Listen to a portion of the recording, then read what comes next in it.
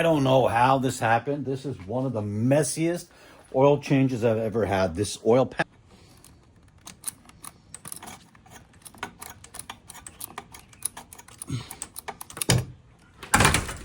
Well, it's a perfect day for an oil change. Actually, for the first service of my bike. Look at this, perfect. Couldn't ask for a better day to be in a garage. Because if it was a nice day and I had to do my oil change and my first service with the Africa Twin, if it was a nice day and you could ride, then I'll be really pissed off. At least it's raining, so I don't feel bad that I need to spend time in the garage right here.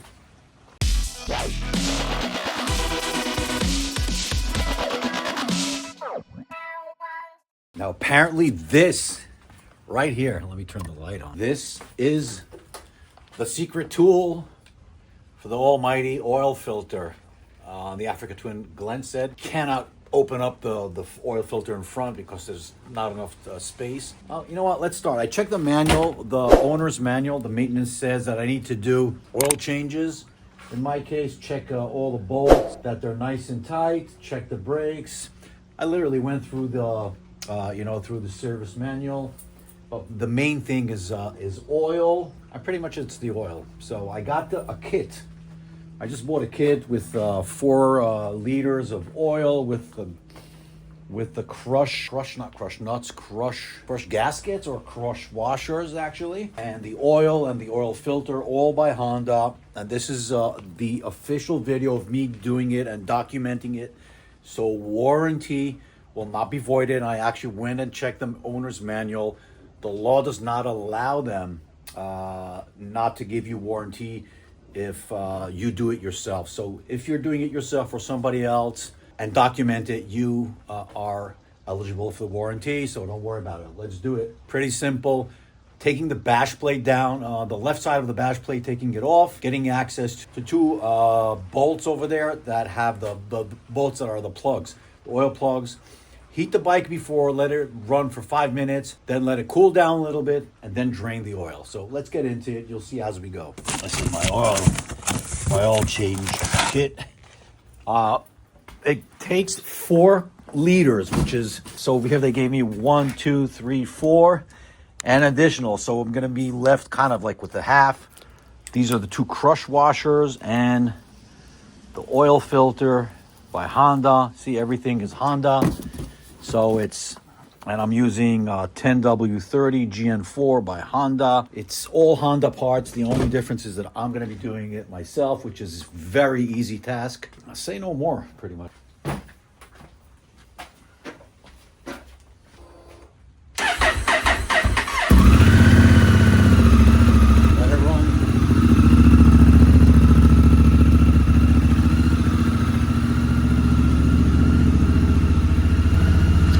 While it's warming up, let me show you the bolts that the bash plate needs to come off. That comes off, and then we get access to the filter over here. Actually, it makes more sense for me to first remove the bash plate, then start the engine for 2-3 minutes. So the engine is cold while I'm playing around with it. Let me turn it off. Take the bash plate off, and then I'll start it for 2-3 minutes. Duh. Okay, it's a 5 mil Allen bolts on the bottom.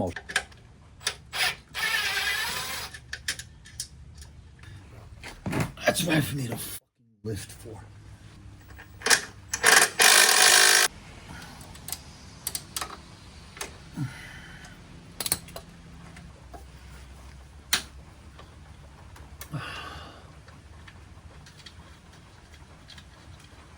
You want to see? Here, these are the 2. 1, 2. There was one over here. And maybe we'll need to take this one off. I'm not sure. I think we will. Maybe. I'm not sure.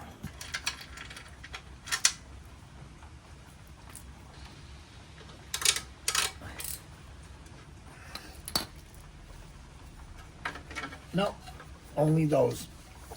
Without the 2 last ones that I told you.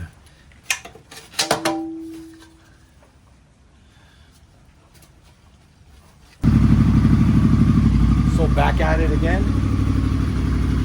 Let it warm up 5 minutes. And there was only 1, 2, 3, 4 bolts with a little, there's a little bushing over here. Make sure it stays in the piece of rubber. And the back actually goes in with this little rubber grommet that goes into a pin underneath on the frame itself. Now let's see where the oil filter is. Right here.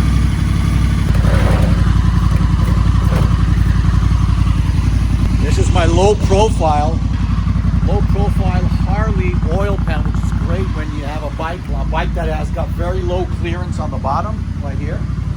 So it fits.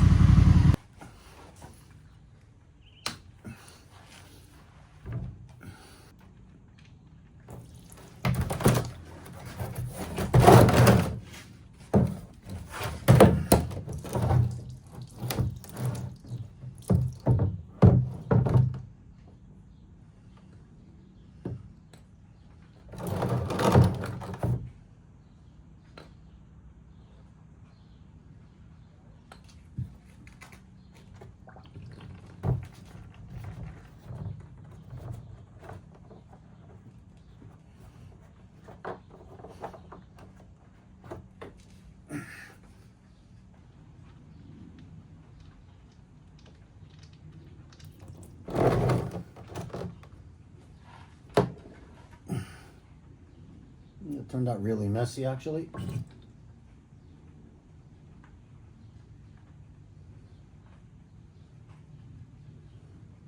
I don't know how this happened. This is one of the messiest oil changes I've ever had. This oil pan is absolutely not good for this because the oil just came dripping down and shot back up, bounced off that plate, that oil pan, and down to the floor. So you definitely need a deeper bucket with side walls to it, so it bounces off. It doesn't splash all over the place. Never had such a messy oil change. Now I'm gonna try and get into. I cleaned up a little bit and try and get into the oil filter. See how much success I have with that.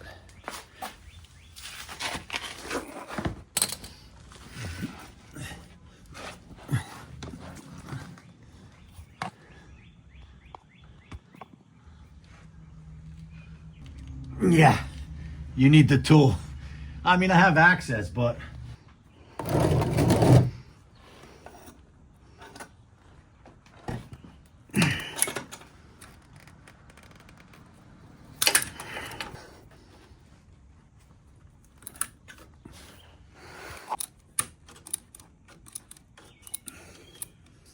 see how it's going?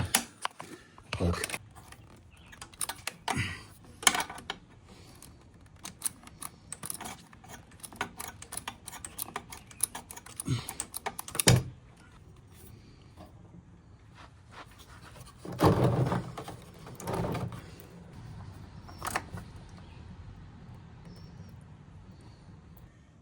This pan isn't really right for it.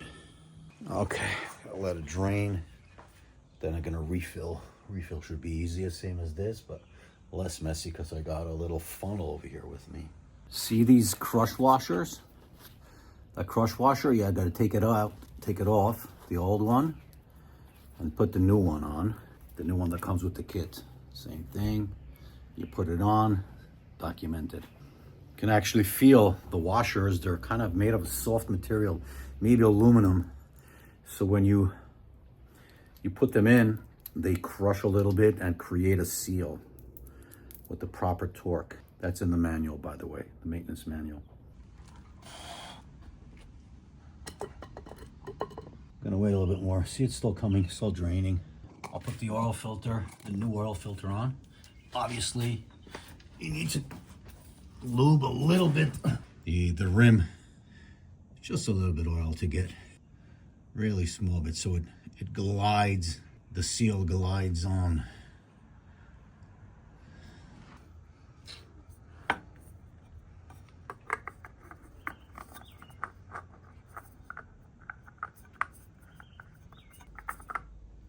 Needs to be hand tightened. No more than that. That's it.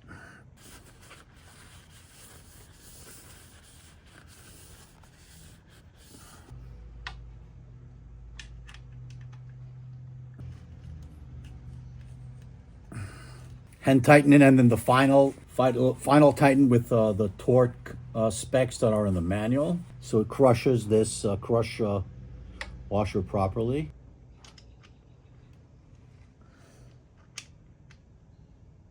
How cool! They even gave us this kit includes an disposable funnel. How cool! I'm gonna put it in here, and that's the dripstick, the dipstick. For quantity, put 3.5 bottles in, and then I'll start feeling it. I know that it's supposed to be 4 liters, and each one of this is just 5%. It's 946 mil, so like it's 55 milliliters less. So actually I'll put in 4 of these and should be just fine.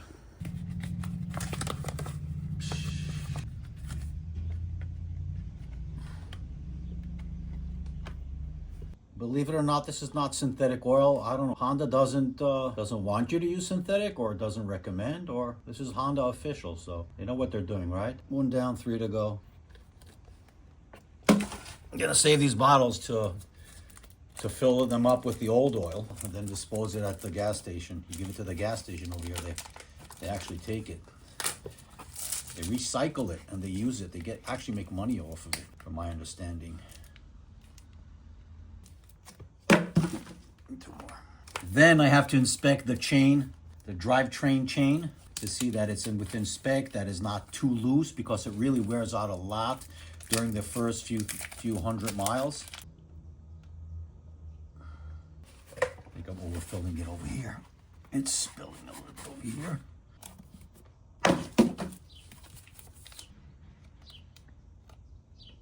Okay, just a little shy of 4 bottles, 4 quarts.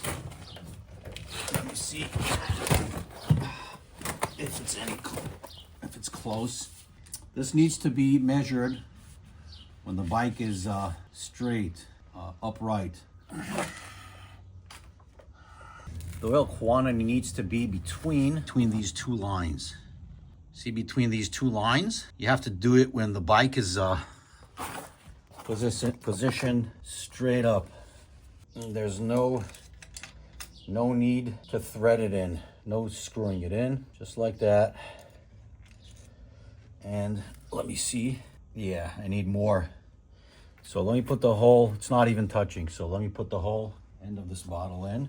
Now it's standing straight, centered.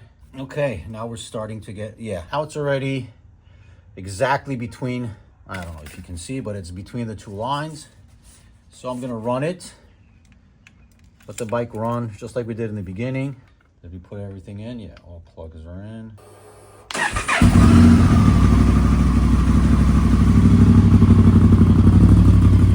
See you in 5 minutes. Okay, just let the bike run for like 3-4 minutes, and it's cooling down already 2-3 minutes. So the final oil level check. Okay, dropped in. Oh no, it's barely, it's just touching the tip. Another half a quart. That's why they give you an extra. They give you 4.5 bottles. They give you 5 bottles. Now, do you have to go through the whole cycle again of warming up the engine?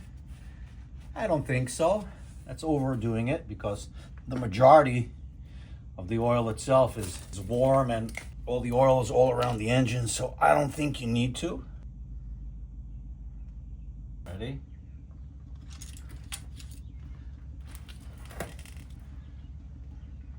Oh yeah, good, perfect.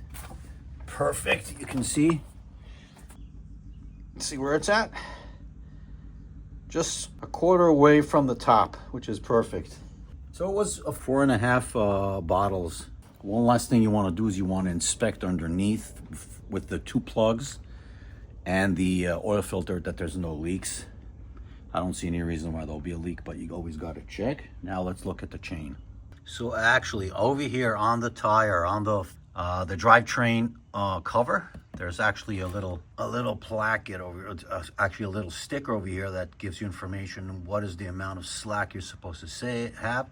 Keep chain adjusted and lubricated. It says between 48 to 53 millimeters, like between almost 1 7/8 inch to 2 1/16 inch, and they show you how to measure it from this plastic thing. You pull it up and you see how much slack you got. Now, if you do need to adjust on the other side, I'll show you. On the other side, you loosen this, and you see how there's little measurements that gives you an indication how much you need to pull it back. So if you pull it back to a certain mark, you make sure that on the other side you pull it back to the same mark. Now, how do you pull it back? By tightening this bolt, the hole that pulls this hole, it moves the whole wheel back. It pulls it back, and by that it tightens the chain. Seriously, do I need to explain everything to you? It's just like on a bicycle. By tightening these, the whole thing pushes back, and by doing that, it moves that whole wheel back. And you do that on the other side, so you get the exact measurement, how far back you went, and then you tighten the bolt on the other side.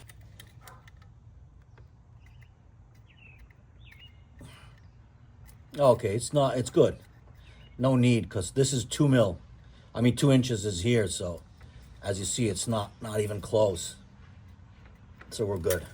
I'll go around the whole bike, look at all the bolts, see that nothing is loose, that everything has been tightened, no loose ends. The chain looks lubricated from what I've seen. And then I'll go back to the manual to see if I didn't forget anything, and then I'll put it down in my records. Yeah, close up the back plate. I'm gonna do that now.